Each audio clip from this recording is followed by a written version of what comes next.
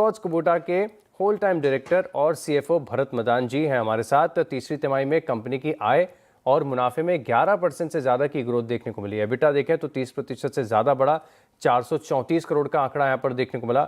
Margin भी देखें तो करीब 2% बढ़कर 13.2% देखने को मिले। नतीजे और ग्रोथ आउटलुक पर बातचीत करेंगे और भरत मदान साहब हैं हमारे साथ। सर नमस्कार, शो में स्वागत है आपका। और सबसे पहले कॉन्ग्रेचुलेशंस, बहुत ही स्ट्रॉन्ग सेट ऑफ नंबर्स आपकी तरफ से यहाँ पर देखने को मिले। समझना चाहता हूँ क्या खास रहा इस क्वार्टर के दौरान, ग्रोथ कैसी रही? या तो जैसे आपने बताया तो नंबर ऑब्वियसली काफ़ी स्ट्रॉन्ग थे इस क्वार्टर में। तो ट्रैक्टर इंडस्ट्री के जैसे नंबर देखें तो हाईएस्ट वॉल्यूम थे इंडस्ट्री के भी, 23% ग्रोथ थी इंडस्ट्री के वॉल्यूम्स में, और हमारे भी जो वॉल्यूम्स थे वो हाईएस्ट एवर थे। तो उसकी वजह से जो ऑपरेटिंग लेवरेज का बेनिफिट मिला और कुछ कमोडिटी की जो सॉफ्टनेस है जो कंटिन्यू थी उसका भी बेनिफिट मिला मार्जिन के अंदर में। इन एडिशन हमारा कंस्ट्रक्शन इक्विपमेंट बिजनेस है, उसमें भी थोड़ा मार्जिन एक्सपेंशन हुआ। तो जो लास्ट ईयर हमारा काफ़ी एमिशन नॉर्म चेंजेस के रहते काफ़ी बल्क बाइंग थी, जो प्री बाइंग हुई थी उसका थोड़ा इम्पेक्ट था। तो इस बार थोड़ा प्रोडक्शन स्ट्रीमलाइन हुआ, तो उसमें भी क्वार्टर देखें तो उसमें अच्छी इंप्रूवमेंट हुई है। तो आई थिंक ये सब फैक्टर मिला के आई थिंक मार्जिन पे ओवरऑल काफ़ी अच्छा पॉजिटिव इम्पेक्ट रहा है इस क्वार्टर में। बिल्कुल सर, ट्रैक्टर सेगमेंट में मैं देख रहा हूँ कि 300 बेसिस पॉइंट का मार्जिन इंप्रूवमेंट पिछले साल के मुकाबले देखने को मिला, लेकिन शायद कंस्ट्रक्शन व्हीकल के मार्जिन इस बार थोड़े से कमज़ोर देखने को मिले। क्या कारण रहा? तो जैसे मैंने बताया कि पिछले साल में कंस्ट्रक्शन इक्विपमेंट में क्योंकि एमिशन ऑफ 1 जनवरी से चेंज होने थे, तो उसमें जो काफ़ी सारा जो था इन्वेंट्री मैन्युफैक्चरर्स ने बना के रखी थी, तो प्रोडक्शन लेवल्स वेरी हाई। फिर दिसंबर क्वार्टर में प्री बाइंग काफ़ी हुई एमिशन नॉर्म चेंजेस के रहते, इसलिए वॉल्यूम जो पिछले साल के थे वो काफ़ी अच्छे थे।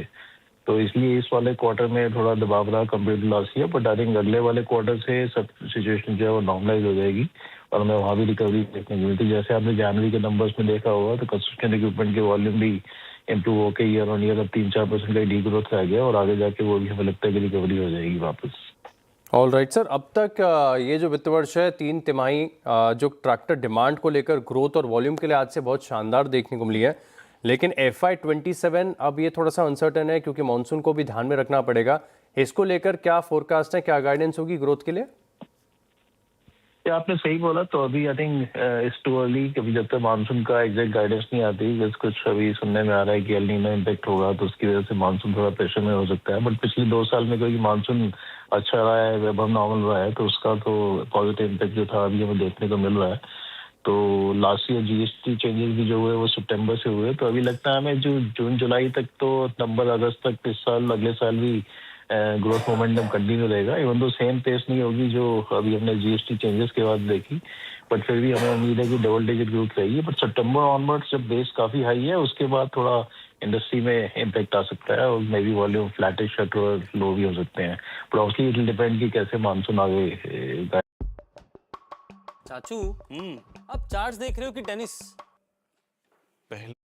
कर एक कंपनी को बड़ा फायदा यहाँ पर देखने को मिला, लेकिन मैं देख रहा था कि कंपनी कंपोनेंट्स को काफ़ी हद तक इंपोर्ट करती है।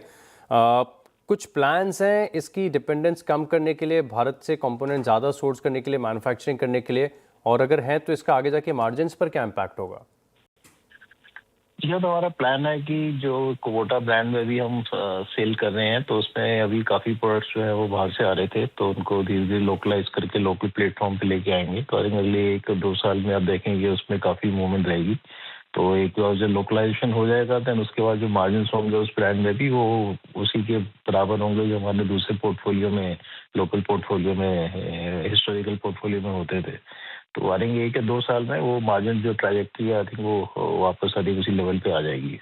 तो हमें उम्मीद है कि वो जल्दी ही होगा। तो नए प्रोडक्ट लॉन्चेस पाइपलाइन में है अभी, तो हमें होप करते हैं कि कुछ इस साल में लॉन्चेस हो रहे हैं, कुछ अगले साल में लॉन्च होंगे इस ब्रांड में। तो उसके बाद में I think full impact margin पे दिखना शुरू हो जाएगा। बिल्कुल, तो ग्रोथ भी बढ़िया देखने को मिलेगी और मार्जिन्स में भी इंप्रूवमेंट एक्सपेक्टेड है। बहुत बहुत धन्यवाद सर आपका हमारे साथ जुड़ने के लिए, नतीजे और ग्रोथ आउटलुक पर विस्तार से हमारे साथ बात करने के लिए। Thank you so much sir.